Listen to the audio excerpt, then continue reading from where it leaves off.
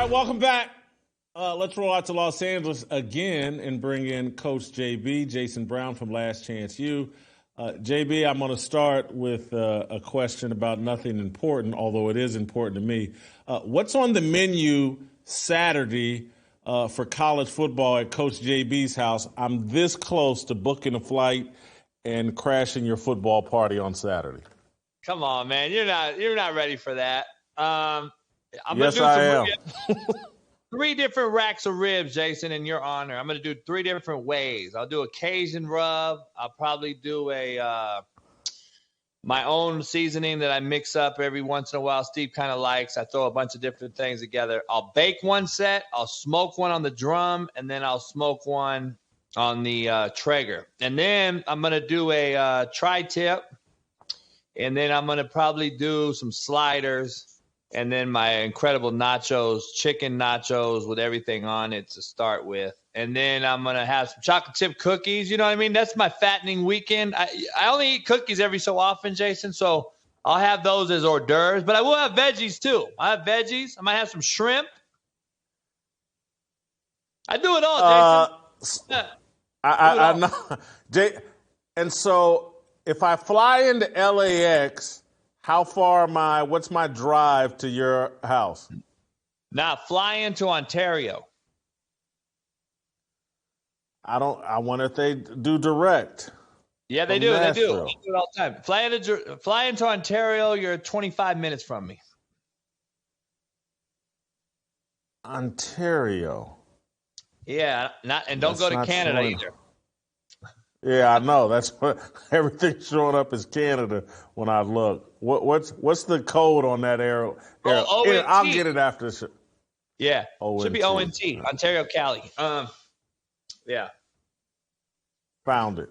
So listen, I want to start with Coach Prime and Colorado. They almost lost to Colorado State, as I predicted. I want to play you this clip of Deion not knowing who his starting center is, and how commonplace is this for a head coach? Let's watch the clip. Can you talk about Hank Zelinkas? He was a true freshman that got the start today at center. Hank Zelinkas. Oh, I'm sorry. I'm thinking Hank. Yeah, he got the start as a true freshman today at center. Can you talk about him? It's hard. I was watching how everything flowed. I haven't watched film to see how he really performed, but he stepped up, and that's what this business is a next man up type of business. So I'm proud that he stepped up. I haven't watched the game film to really give you a true evaluation on how he did. Your thought is that something or nothing? Does Deion know who his starting center is? Could he pick him out in the police lineup? All right, I like to give you devil's advocate here, all right? There's 2 things here. There's a lot to dive into today on this, but let me break this down. I used to bring 200 guys into camp every summer, all right? I would be remiss if I told you that I knew every single one of them before I actually got to actually know them, Jason. What does that mean? I used to say, you got to do something for me to remember your damn name. And that usually is something good. So, having said that, this is a mercenary business now. It's no longer, recruit the kid for 4 years, play for me for 4 years. He brought in a whole new roster. It doesn't shock me one bit that he doesn't know who that guy is. Now, I would find it hard to believe you don't know who it is when he's protecting your son. That's the part that I'm confused about. But he was clearly shocked, and I just wish, Jason, I don't really care, but I wish he would have just said nothing. Like, I wish he would have said nothing because saying who, it looks kind of bad as the figurehead of the program. But I have been there, but I also would have known my center during the actual game 3 of the season. 200 guys in summer in July, it takes me a while because half of them are going to cut anyway, or they're going to get kicked out or cut themselves. But this is the starting center. It's a little shocking. I don't know the context of it all, but it's a little shocking that you don't know who's protecting your son, I guess. Yeah. It's a bad look. A freshman starting at center in a big game, snapping the ball to your son, you should know who he is. But we'll move on. I want to ask one other Colorado State question. Your thoughts on the reaction to the Henry Blackburn hit that apparently injured Travis Hunter. I think it was late. I think it's illegal. I had no problem with the flag. If they had bounced him from the game in this new environment, I wouldn't have cared. I wouldn't have objected. But I don't think this is in the top 2 million of dirty hits in the history of college football. It's not even close. I agree. I just want the TOs of the world and all these other guys out here advocating for this kid to be suspended for the season and for Jay Norvell to be fired and put a self ban on himself and self ban on Blackburn and all this crap. That's what I want to see stop, because I saw 30 more hits during this weekend that were worse than that one. And I saw a guy form tackle Jaden Daniels at LSU and got ejected. So the hypocrisy of the NCAA and the rules committee is really the bad part of this. Should he be ejected based on the rule and everything we see every day? He should have been ejected. He wasn't. And he clearly took another step by his own player, which is the part that you kind of look at it as like, okay, we know where he's going. But Matt McChesney and I, Colorado alum, who's there every day, we got into an argument today because he kind of pointed out that Jay Norvell taught him that. And I've known Jay 30 years, and I'm like, I disagree with you. And we got into a heated argument. I said, listen, if I was coaching that Colorado State team, they would have exactly done the same thing. They would have played for me as well. I am getting tired, Jason, of the celebrity status that is being jocked across America by everybody, because we're jocking Prime and Deion Sanders a little bit too much now. It was cute in the beginning, but I got to be honest, if he didn't have everybody on the sideline that he has, and if he wasn't who he is, nobody would care about that Travis Hunter hit, because Travis Hunter himself has come out and said that's football. Because Travis Hunter knows he instigated the whole thing, starting it in pregame. So, like, no one's bringing that up either. But what I want to bring up more importantly, Jason, and I please want your audience to hear this, when is someone going to say, hey, man, I get that Prime has buy-in from his players. I've said it on your show, Jason. When is someone going to say, well, damn, Jay Norvell has buy-in too, it looks like, contrary to belief, because they sure showed up and they wanted to smoke. And it wasn't no backing down. And those players played for their head coach. And it was evident. It was really evident. And I want to know why is that such a bad thing? If animosity, Jason, creates games like that, which is the best football game of the season so far, then we need to have more animosity out there, because we need to see better football. And that was a great game. And I'm tired of seeing this soft football. Like, football's meant to be violent. I thought it was a compelling game with high stakes, and that's different than what they've reduced the stakes. No one takes anything personal. Again, that was like, hey, we're not exchanging jerseys afterwards. We don't like each other, and we'll see you next year. I like compelling. Got it. That's what I don't think it was greatly played. Any game that had, I think Colorado State had 18 penalties and Colorado had 10. Wow. It was very sloppy. It was very Jason, sloppy. let me ask you this. Your rivalry, Ball State, how many rivalry games were you in that were just super clean and nice? Like, there's going to be none. It's high penalty, Indiana right? State was our big rivalry. Yeah, and we had a big brawl at the Hoosier Dome between us and Indiana State, I believe, in 1987. And it's high. It's usually high flagged. I mean, it is what it is. It's usually that emotion, adrenaline. So I didn't expect a clean game, but I'm going to tell you right now, the 9 personal fouls is a direct correlation of buy-in by Jay Norvell and that staff. Like, they are bought in because they were playing with high energy, and they did not want to let their head coach Jay Norvell down, Jason. And people need to bring that up. than just be on Prime side on this. No question. JB, I want to move on to last night's game. Deshaun Watson in the NFL is off to a very slow start. I cost him that game with a fumble. The pick six, I don't really blame on him. I blame on the receiver. But the fumble late, and he's just not playing at a high level. Do we think he's ever going to return to superstar status like the perception was when he was in Houston? No, I want to know if can I be Coach Prime today? I got receipts. I think I'm on this show saying that he'll never be the same, because when you have all these allegations, assumptions, presumptions, and all these different things that are out there over you, you can never live freely unless you didn't do it. And then you could say, screw the world. But I haven't seen him do that. I haven't seen any players that played with him at Clemson come out and say this guy's being wrongfully accused. I haven't seen any of his coaches say it. It's crazy. Nobody brings that up.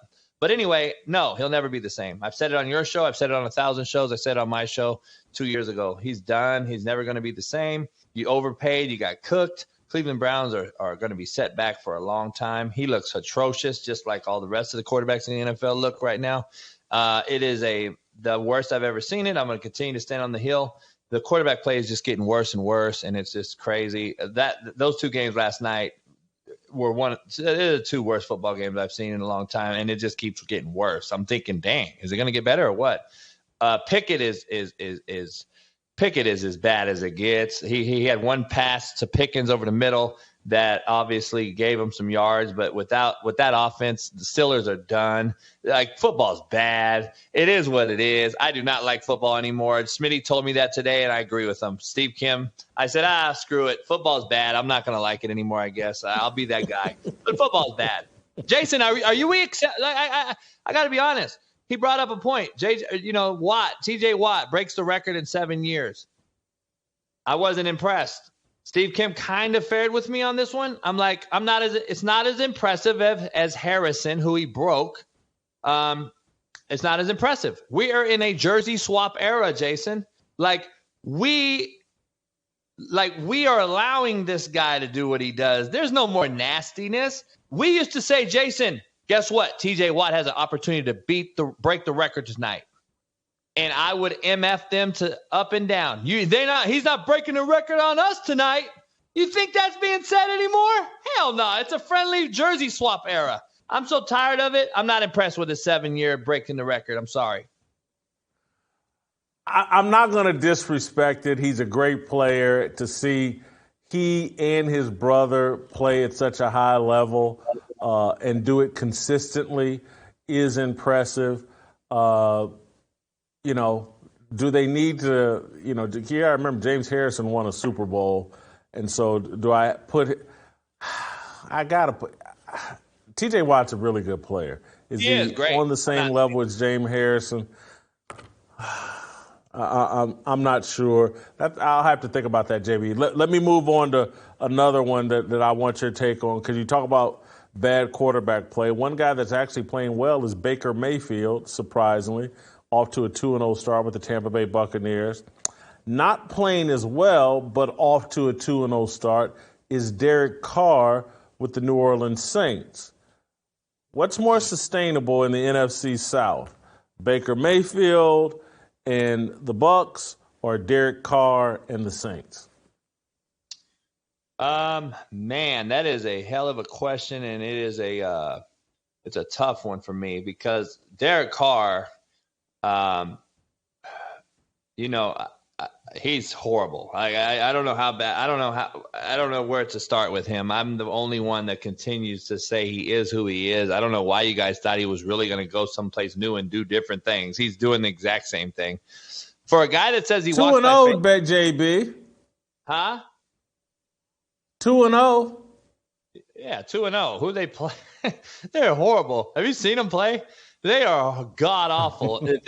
By the way, I think I said it on my show, if not yours. They play zero quarterbacks of any type of star-studdedness at all until week 14. They could literally be in the worst division in football, they could literally be, they could win 10 games because they don't play anybody, like quarterback-wise, as far as a quarterback on the other side of the ball that can move the ball against that defense, because they have a great defense. Dennis Allen's got a great defense there. Offensively, they're bad. Kamara, first 3 games is out. He'll be back at game 4, but he's going to help out a little bit. But Derek Carr is who he is, Jason. He is who he is. They have an aging wideout. Who's Baker Mayfield? Who's Baker Mayfield then? But guess what? Mike Evans is playing for some money. Mike Evans looks like he's one of the top 5 wideouts in football right now. Again, he's got a chip on his shoulder. And I think they have a great defense as well. But Baker's movie will rerun again. We'll be watching the same movie here real shortly, and we'll be wanting refunds. Trust me, you'll be wanting a refund. He is who he is. He's not going to just shock us and go 12-0. He is who he is. Football is bad, Jason. The quarterback play is atrocious. If we're debating who's better, Derek Carr or Baker Mayfield, just let that sink in. Not better. What's going to be more sustainable? Who's going to finish with a better record? Sounds like you think New Orleans is going to finish with a better record than Tampa based on schedule.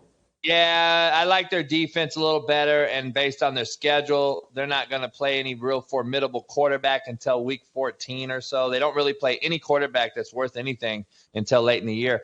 I have Atlanta winning that division, though, by the way. I think Arthur Smith's really good. I love Bijan as the Rookie of the Year. I love Atlanta. I'm not huge on the quarterback Ritter, but I do love Atlanta and Arthur Smith. I called the Green Bay game last week that I thought they would win that. They did. They got it done on a pick 'em. But I like Atlanta in the division. I just think it's a bad football division. But New Orleans has a shot to be much better, higher sustainable than that Baker Mayfield movie we've seen over and over. I was going to ask you about Mel Tucker, but I don't have time. So I want you to, based on my research here, I need to fly into LAX. How far is that drive from LAX? 55 an hour, no traffic. I can do that. All you got to do is take a car service. Steve will pick you up and drive you with him because he lives right by LAX. Yeah. Coordinate, I'm not a big fan of Steve's car, just to be quite honest with you. What does he have? Still drive the same car. I don't know what I think it starts with Han. And I think it may end with Die, but I can't. At least it's not a Yugo. I'm not, but I'll have to ask him. Maybe I got to find out what he's doing with this money I'm paying him, and Mario Lopez is paying, because he ain't spending on a car. By the way, Urban Meyer to Michigan State. Let that resonate. Urban Meyer to Michigan State. That's interesting. And so if I come, there's 3 different styles of ribs on the menu and a TV dedicated to the Ball State-Georgia Southern game. Smitty said he wants to come watch that game. I said, who's going to watch that game? We can put that up on our phone.